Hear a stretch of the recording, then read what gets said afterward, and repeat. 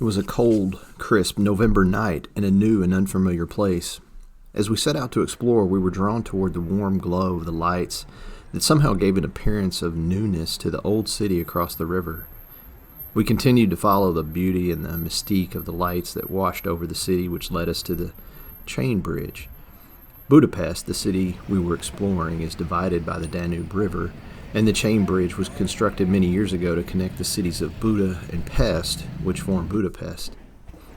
Crossing the bridge that leads directly into the heart of the castle district of Buda was like transporting from a more modern urban environment to an old world that was built to withstand the test of time. The streets were cobblestone, the buildings were large, ancient, stone-structured.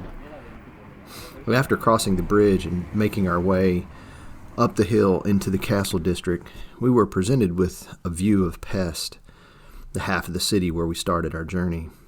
It too was illuminated in a way that would draw you there from this side of the river if you were just seeing it for the first time.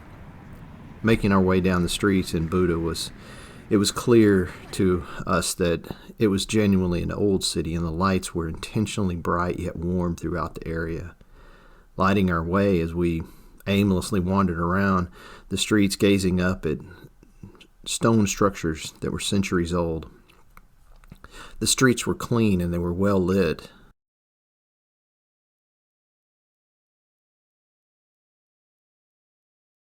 And we didn't hesitate as we came upon a sign in a side street, really an alley at best, with a sign above it shaped like an arrow pointing down it that said Labyrinth.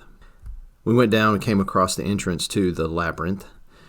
It was marked with a sign stating it was Dracula's chamber, and it gave a brief history of the place, and he was imprisoned in the labyrinth's prison.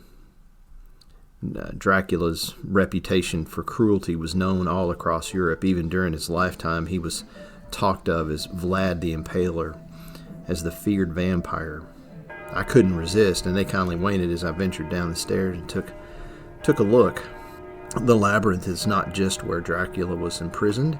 It's a maze that worms deep under the ground for more than 3 kilometers. It's a naturally evolved cave that's about 500,000 years old, they estimate.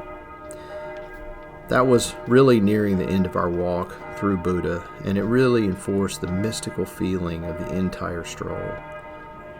We arrived in Budapest at night, and we departed early the next morning at sunrise.